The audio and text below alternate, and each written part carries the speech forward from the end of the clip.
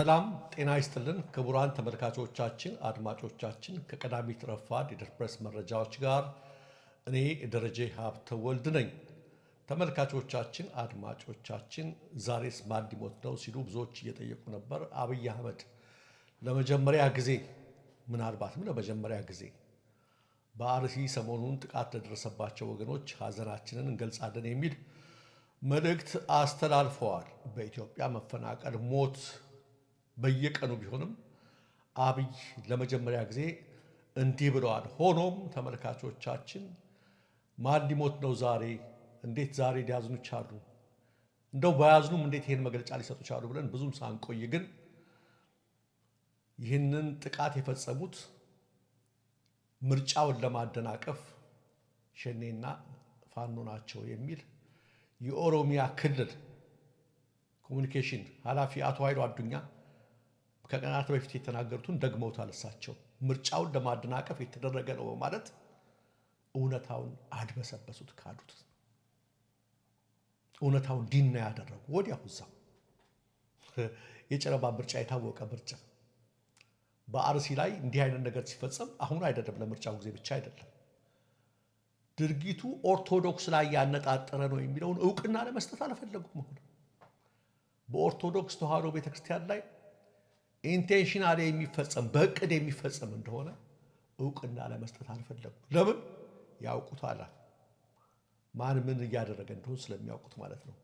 ስለዚህ እንዲህ አይነት ሀዘንን አባቶቻችን የአዞም ባይሉታል። አዝኛለሁ የሚለውን የሆነ ሆኖ ለመጀመሪያ ጊዜ የዛ አይነት መግለጫ ሰጥተዋል። ዋናው ነገር ደግሞ በሽታውን ለማከም ህመሙን በትክክል ማወቅ ያስፈልጋል ነው። በአርሲም ሆነ በተለያየ ቦታ ላይ የሚደረገው ሃይማኖት ተኮርና ብሔር ተኮር መሆኑን እውቅና መስጠት ያስፈልጋል። ይሄን በማድበስበስ መፍትሄ ማምጣት አይቻልም። የተፈጸመው ኦርቶዶክሳውያን ላይ ነው። በተደጋጋሚ የዛሬ 2 ወር ተደርጓል። የሃይማኖት ጉባኤ መግለጫ ወጥቷል። ከዛ በፊት ተደርጓል። በተደጋጋሚ ተደርጓል። ማን ላይ? ኦርቶዶክሳውያን ላይ ያነጣጠረ ነው። ይሄ ነው በሽታው። ይህንን ነው አብይ ትናንት በመግለጫቸው የካዱት እና የተበላበትን ምርጫ ለማደናቀፍ ምርጫ ወግ ነው ሲዳሩ ማልቀስ ሲሉ ሰምታ ይህም ምርጫ ሆኖ ማለት ነው። በዛ ምክንያት አይደለም። በትክክል በሽታው መጠራት አለበት። ከስሩ መነገር መቻል አለበት። ስለዚህ መግለጫው ባዶ ገለባ ነው ለኔ። ያድበሰበሰ እንደውም አደገኛ ነገር ነው። አደገኛ ላይ ነው። የኦርቶዶክሳውያንን ሞት፣ ጥቃት፣ የቤተክርስቲያንን ስደት የሸፈነ አደገኛ መግለጫ ነው። በመንግስት ባለስልጣናት፣ በኮማንደሮች፣ በፖሊሶች፣ በብልጽግና አመራሮች እየተፈጸመ ያለ ግፍ ነው። የታወቀ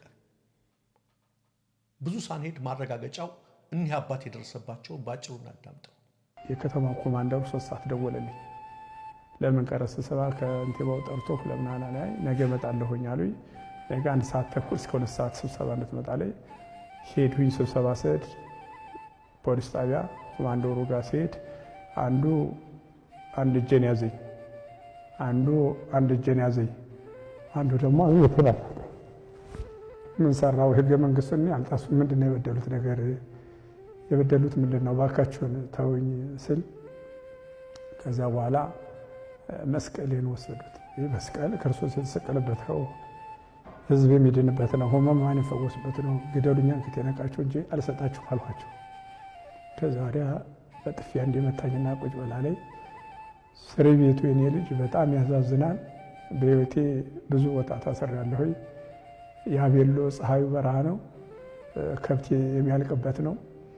ቅዱስ ሲኖዶስ እንኳን እርዳታ 2 መኪና የሰጠበት ነው። በጣም ከብቶ ፍየሉ ግብሉ እያለቀ ነው። ቀን ሰኞ 1 ሰዓት ተኩል ታስሬ ሰኞ፣ ማክሰኞ፣ ሮብ፣ ሐሙስ ባዶ ሜዳ ላይ ነው ያሰሩኝ። በረንዳ ላይ ፀሐዩ መከራ ነው። ፀሐዩ በዛት ሰውነት የቀልጦ ስኳሩ 500 ነው የገባው ከ150። ከዚያ በኋላ ተቃጠልኩኝ።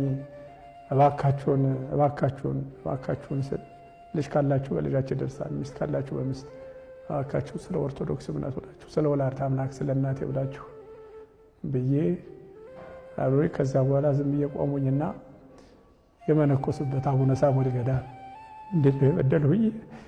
አለቀሱ፣ ተናገሩኝ። ከዚያ በኋላ በኦሮሞኛ ካይሃሬ አለኝ። በአማርኛ ሲተረጎም አህያ ማለት ነው። ምን ተሰማችሁ አድማጮቻችን፣ ተመልካቾቻችን?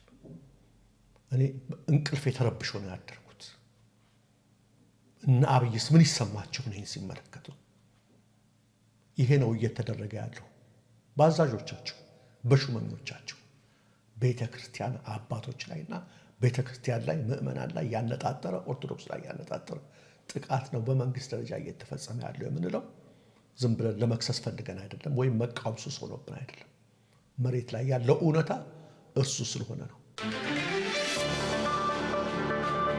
ሌላው ይህን ተከትሎ ነገሩ ቁጣው እየበረታ በመምጣቱ በአሁኑ ሰዓት ላይ በተለያዩ ቦታዎች ላይ ህዝቡ ቁጣውን ማሰማቱ ቀጥሏል። ከንቲባ አዳነች አቤቤ ወደ ትውልድ ስፍራቸው ሰሞኑን ግጭት ወደ ተከሰተበት ስፍራ አሰኮ የሚባለው አካባቢ ወረዳ መሄዳቸው ተሰምቷል።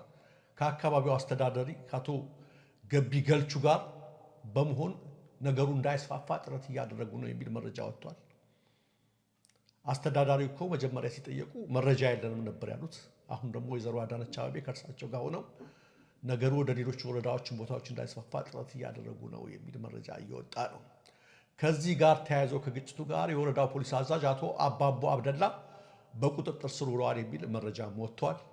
የሰላምና የጸጥታ ኃላፊው ደግሞ እየተፈለጉ ነው፣ ለጊዜው ተሰውረዋል፣ ያሉበት ቦታ እስካሁን አልታወቀም፣ እሳቸውም ተጠያቂ ነው ማለት እሳቸውንም በቁጥጥር ስር ለመዋል ጥረት እየተደረገ ነው የሚል መረጃ ከዛው አካባቢ እየወጣ ነው። ተመልካቾቻችን ኦኬ፣ ወይዘሮ አዳነች አቤቤ ወደ ስፍራው ሄደው ጥረት ማድረጋቸው መልካም ነው። ነገር ግን ያው አንዳንድ ጊዜ ሁሌ እንደምንለው ነው፣ ዕቃ የሰረቀህን ሰው አፋልገኝ እንደማለት ነው ብልጽግና እየሰጠ ያለው መፍትሄ።